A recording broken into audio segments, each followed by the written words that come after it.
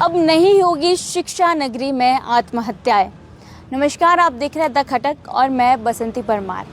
राजस्थान का कोटा शहर, जिसे पूरे देश भर में एजुकेशन हब के रूप में जाना जाता है, जहां हजारों लाखों अभ्यर्थी अपने सपनों की उड़ान देने के लिए उस शहर में जाते हैं। लेकिन कुछ वर्षों से वो शहर जो है वो चिंता का केंद्र बना हुआ है, जहां स्टूडेंट अपने सपनों की उड़ान देने के लिए उस शहर में जाते हैं, लेकिन सपनों को उड़ान तो नहीं देते, लेकिन अपने सपनों के पंखों को ज़रूर काट देते हैं।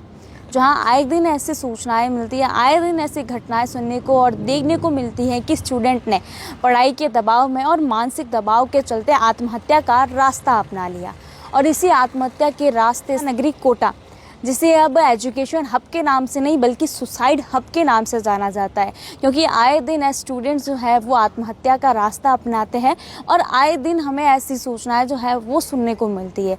जहां इसी से आकर कोटा प्रशासन द्वारा अभ्यर्थियों की सुरक्षा के लिए कई कड़े इंतजामात किए गए हैं, कई कड़े उपाय जो है वो किए जा रहे हैं। जहां लगातार हमें देखने को मिलता है कि प्रशासन द्वारा जहां अभी स्प्रिंग फैन जो है वो लगाए गए, और वही नहीं बल्कि उन फैन में एक अलार्म जो है वो सायरन वो भी सेट किया गया है, जिससे यदि कोई अभ्यर्थी मानसिक तनाव के चलते आत्महत्या का रास्ता अपनाता है तो वो फैरेंट के वेट की वजह से फैन जो है वो नीचे आ जाएगा, जिससे आत्महत्या जो है वो नहीं की जा सकेगी।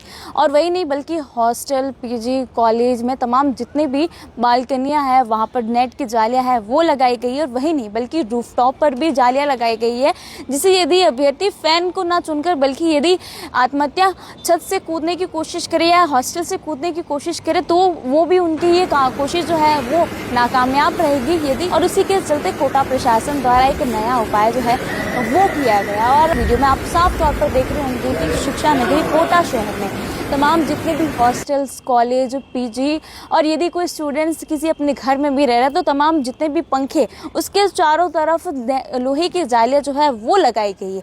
यदि स्टूडेंट पंखे से आत्महत्या करने की कोशिश भी करे तो इनकी आत्महत्या की कोशिश जो है वो नाकामयाब रहेगी। उनके परिजन जहाँ बड़ी उम्मीद के साथ नगरी कोटा शहर में भेजते हैं और यही एक सपने के साथ भेजते हैं कि हमारे परिवार का नाम हमारा बेटा या बेटी रोशन करेगी। चलते स्टूडेंट जो है वो अपने माता पिता का सपना पूरा करने के लिए उस शहर में जाते हैं और उसी सपने के साथ तैयारियां करते हैं। लेकिन जैसे जैसे पढ़ाई का दबाव आता है, मानसिक तनाव के चलते स्टूडेंट जो है वो आत्महत्या का रास्ता अपनाना शुरू कर देते हैं और उसी रास्ते के कारण स्टूडेंट जो है वो जीवन को खत्म कर देते हैं। स्टूडेंट का एक गलत कदम सिर्फ उनके जीवन को ही खत्म नहीं करता है, बल्कि उनके पीछे उनके परिजनों की उम्मीद, उनका सपना कि यदि हम अपने सपने पूरे नहीं कर सके तो हम अपने बच्चों के सपने ज़रूर पूरे करेंगे, हमारे बच्चे हमारे सपने ज़रूर पूरे करेंगे।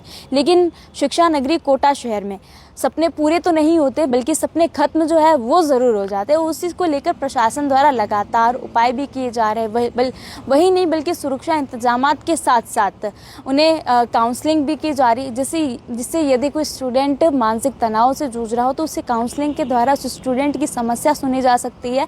यदि उस स्टूडेंट कोई किसी परेशानी से हाथ है, यदि कोई उन्हें परेशान कर रहा है तो वो प्रशासन से ज़्यादा जाकर सीधा संवाद कर सकता है, जिससे प्रशासन उसकी इस समस्या का समाधान कर सकते हैं। और यही उपाय जो है वो शायद एक अच्छी पहल ला सकती है, स्टूडेंट के लिए एक अच्छी पहल ला सकती है, परिजनों के लिए अच्छी पहल ला सकती है। परिजन बिना किसी डर के अपने बच्चों को शिक्षा नगरी कोटा शहर में भेज सकते हैं, जहां पर देश का सबसे बड़ा एजुकेशन हब, शायद एक बार फिर एजुकेशन हब के नाम से जाना जाएगा।